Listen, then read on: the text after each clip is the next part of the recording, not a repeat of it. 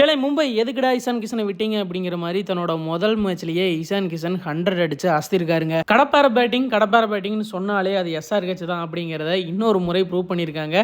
உண்மையாவே பாவங்க ராஜஸ்தான் ராயல்ஸ், உங்களுக்கு எப்படி தாண்டா போடுறது அப்படிங்கிற மாதிரி பவுலர்ஸ் எல்லாம் திணறி போயிட்டாங்க. SRHக்கும் RRக்கும் இன்னைக்கு மேட்ச் நடந்துட்டு இருக்கு. வழக்கம் போல டிராவிஸ் ஹெட்டும் அபிஷேக் சர்மாவும் ஓப்பனிங் இறங்கி அதிரடியாக ஆட ஆரம்பிச்சாங்க. பின்னாடி வந்தவங்க எல்லாம் அப்படியே பிக்கப் பண்ணிட்டாங்க தாங்க சொல்லணும். வர்றவங்க எல்லாம் ஸ்ட்ரைக் ரேட் பாத்தீங்கன்னா 200க்கு கம்மியா மெயின்டைன் பண்ணவே இல்லைங்க. SRH ஃபர்ஸ்ட் பேட்டிங்ல 286 ரன். இந்த மேட்சோட மிகப்பெரிய தப்புன்னு சொல்ல போனா ராஜஸ்தானுக்கு டாஸ் விழுந்தும் அவங்க பவுலிங் சூஸ் பண்ணதுதாங்க. வழக்கமா பேட்ஸ்மேன்ஸ் தானே 50 அடிப்பாங்க, ஆனா ராஜஸ்தான் ராயல்ஸ்ல பவுலர்ஸ் எல்லாம் 50 அடிச்சிருக்காங்க. ஜோஃப்ரா ஆர்ச்சர் கிட்டத்தட்ட 65 ரன்னுக்கு மேல கொடுத்துட்டாரு. தீக்ஷனாவும் பாத்தீங்கன்னா கிட்டத்தட்ட 50 ரன்னுக்கு மேல கொடுத்துட்டாரு. ஓவராலா இந்த பவுலிங் யூனிட்டை சதைச்சிட்டாங்க SRH. இப்ப செகண்ட் பேட்டிங்ல RR விளையாண்டு இருக்காங்க. கிட்டத்தட்ட 3 விக்கெட் போயிருச்சுங்க. எப்படியும் பாத்தீங்கன்னா இந்த மேட்ச் SRH தான் ஜெயிக்க போகுது. இருந்தாலும் SRHக்கு ஒரு ரெக்கார்டு மிஸ் ஆயிடுச்சுங்க. ஒரு 2 ரன் அடிச்சிருந்தா அவங்களோட ரெக்கார்டையே அவங்க பீட் பண்ணிருப்பாங்க. SRH பேட்டிங் பத்தி என்ன நினைக்கிறீங்கன்னு கமெண்ட் பாக்ஸ்ல கமெண்ட் பண்ணுங்க.